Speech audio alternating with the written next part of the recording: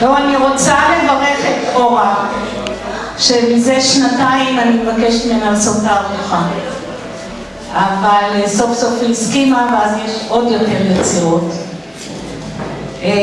אני מוכרחה להגיד שאורה זאת הפתעה גדולה, ואתם רואים את זה בתערוכה. אורה היא אומנית בכל נפשה וליבה. תנו לה חומר, והיא מיד תיצור ממנו משהו. אומנית אוטודידקטית. היא לא למדה בצורה מסודרת אומנות עד שהגיעה לכאן. נכון שהיא תמיד עסקה פה ושם ביצירה, אבל פה זה הכל התפרץ ויצא. האומנות יוצאת אצלה מהבטן, היא אומנית אקספרסיבית.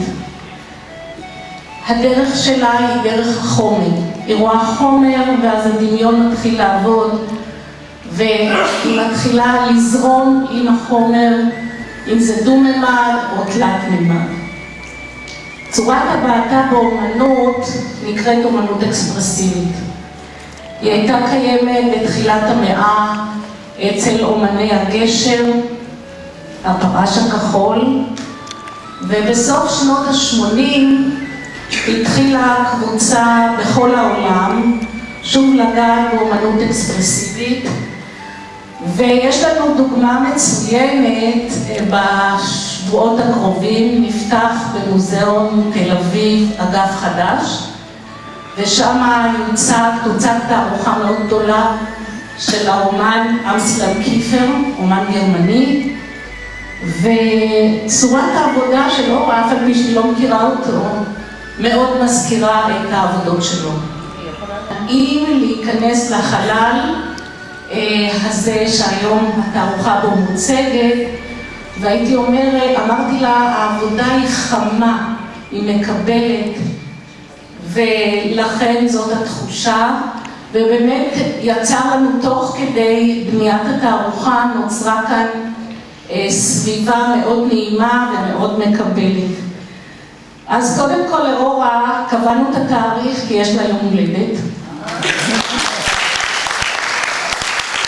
ואני מאחלת לה קודם כל המון בריאות והרבה יצירה, ותמשיכי להשתמש בדמיון היוצר שלך ותמשיכי ליצור כמה שאפשר יותר. פשוט זה בוער כמו אש בעצמות שלה. אני ככה מסתכלת תמיד איך היא עובדת ואני רואה שזה בוער בתוכה.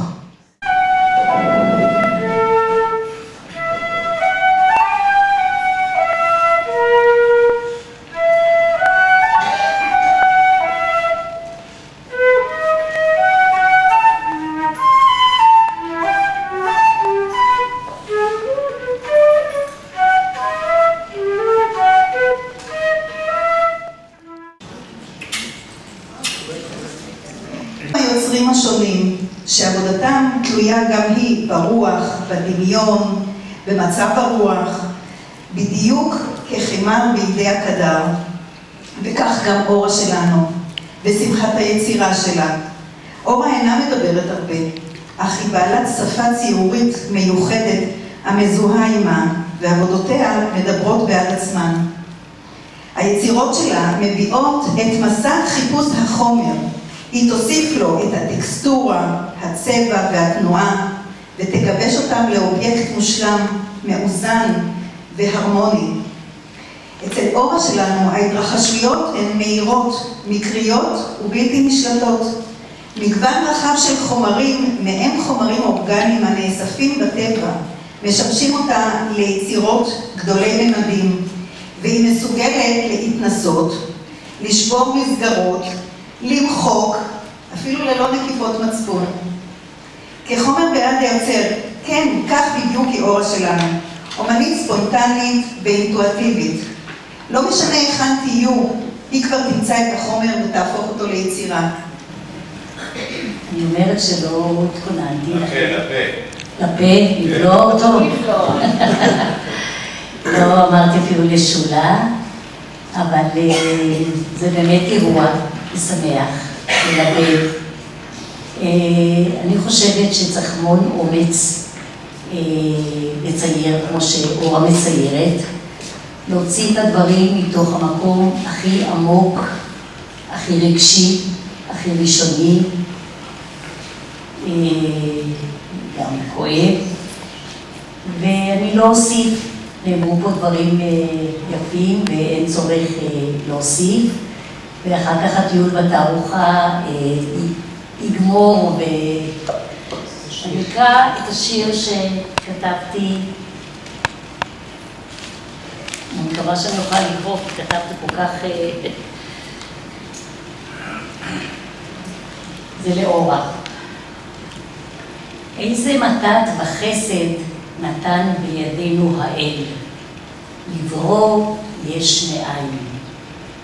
להמתיק את סודותינו הכמוסים לנייר המרשרש, לפלרטט עליו עם אהובינו, להתרפק על ילדותנו, להקיא עליו את בחילתנו, לשפוך על הנייר שלל צבעים ופנטזיות, את דמיוננו להשית על קו המים עד קו רקיע, את בחיינו וכאבנו למרוח בהנאה עצובה, ולצייר את עתידנו על הדף כרצוננו. איזה מתת חסד נתן בידינו האל, בשרביט המכחול והצבע.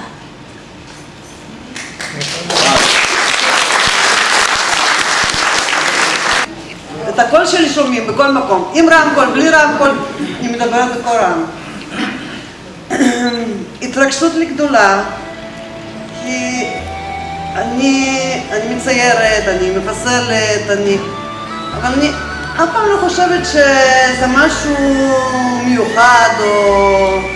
זה פשוט דברים שיוצאים לי, ולקבל כאלה תגובות וכזה חום וכזאת אהבה, תודה רבה לכולכם.